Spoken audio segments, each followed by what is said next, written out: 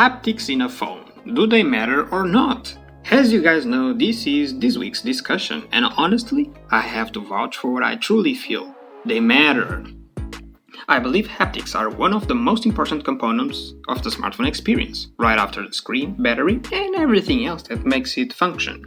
If there's something you interact with as much as your screen, it's the haptics. Well, unless you're like me and always keep your phone on silent. Or if you're using battery saving mode, which in some phones like Xiaomi also disables most haptic feedback to save power. But when they're active, haptics can completely change the experience.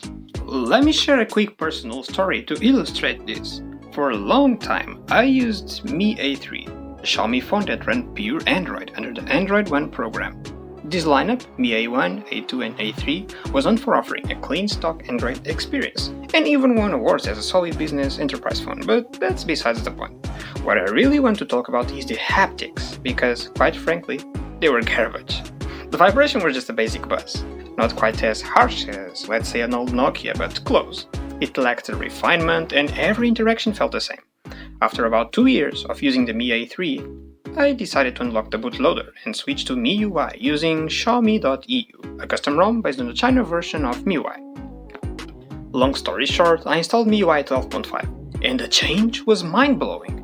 The phone went from having the same monotonous, crude vibration for everything to a dynamic, layered haptic experience. Soft, medium, and intense vibrations were now intelligently used depending on interaction. The UI felt alive. Every press, selection, and gesture had a different tactile response.